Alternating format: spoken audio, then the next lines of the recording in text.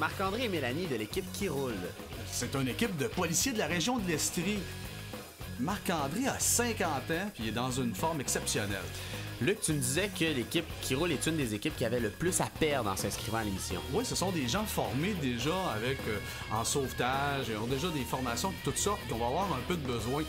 Ils peuvent pas se permettre de mal paraître. Habitués un peu de travailler sous pression, dans des conditions peu habituelles aussi. Donc des conditions ultimes, ça.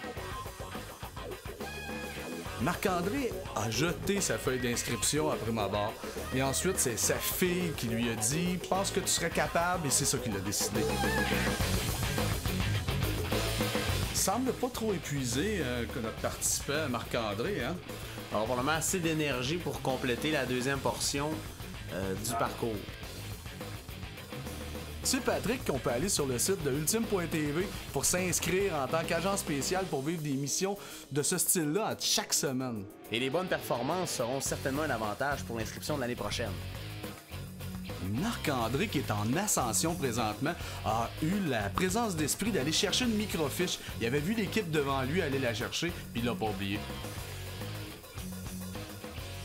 Marc-André, ici, Luc, doit déployer beaucoup plus d'efforts pour compléter l'ascension. C'est pour ça qu'on croit que la meilleure stratégie aurait été de faire participer la personne la moins pesante dans les échelles chinoises afin que la personne la plus pesante ait toutes ses énergies pour procéder à la première ascension.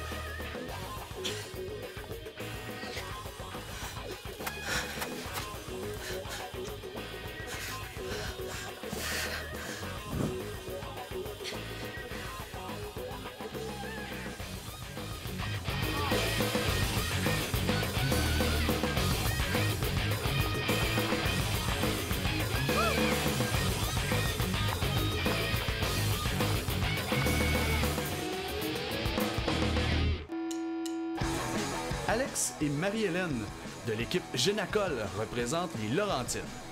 Alex est un habitué des sports plus conventionnels, style hockey, football. Marie-Hélène, elle, est un petit peu directe, spontanée, déterminée.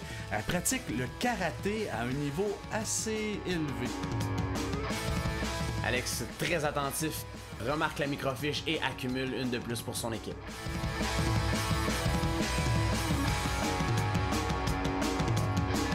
La sécurité a été une priorité tout au long de la conception des jeux par chaque organisme qui a participé. Chaque équipement a été double vérifié, chaque corde double vérifiée, une priorité constante. Oui, parce que c'est important. On a pu le voir au cours de la première émission quand Éric Labonté de McDonald's s'est fait retirer et a été éliminé à cause d'un problème de sécurité. Bien que le contexte de compétition apporte certaines écorchures, certaines éraflures, aucune blessure majeure pouvait être présente lors de l'activité. L'expérience de dépassement personnel qu'ont dû vivre les participants était majeure. Là, on peut voir que Alex est un peu affecté par son abandon. C'est sûr que ça demandait une force physique incroyable et au niveau stratégie, ça aurait dû être Marie-Hélène qui avait à l'ascension, la première ascension à faire. Au classement général, l'équipe Qui Roule remporte les 10 points allant à l'équipe ayant fait le meilleur temps. Et malheureusement, on a dû abandonner. Mon partenaire est trop gros et moi je suis trop petite pour faire le ballon avec la poulie. C'est des choses qui arrivent. C'est pas grave, on a eu. Ça a été très le fun par exemple.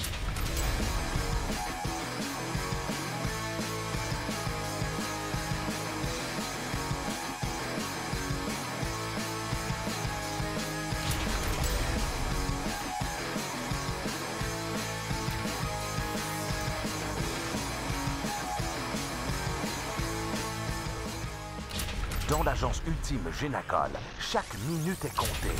C'est pourquoi, dès que nos chefs de mission Luc Mayette et Patrick Morel auront terminé leur évaluation, l'équipe la mieux placée au classement et qui aura réussi à délivrer l'otage, en plus de remettre un certificat cadeau de 20 000 $ offert par l'Alliance Plein Air et ses collaborateurs, l'équipe gagnante partira au Pérou pour leur première mission officielle en tant qu'agent ultime Génacol.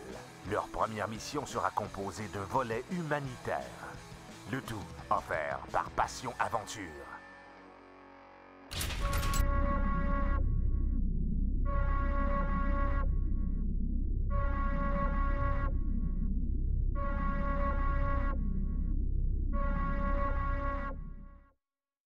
personnellement, ça faisait 1 mois et demi qu'on savait qu'on venait à l'émission. Il y en a que ça fait juste 4 jours. Oui, Mais pour nous, ça fait longtemps que ça nous travaille. Ça va être quoi, tu sais? Puis justement, vu qu'il n'y avait pas l'émission des années précédentes, on n'avait pas pu la regarder puis voir à quoi s'attendre. Fait que c'était du nouveau.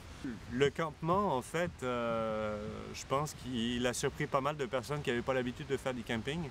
Mais pour des personnes qui ont l'habitude de faire du camping, finalement, c'est le gros luxe. Ouais. Des lits de camp, c'est génial. Ouais, moi je suis encore en forme, ça va bien. On dirait que là, ça m'a juste vraiment donné plus de motivation encore pour demain. J'en veux plus.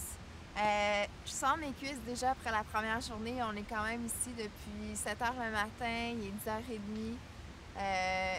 La journée a été vraiment remplie d'activités. Demain, je pense qu'il va y avoir encore plus d'activités.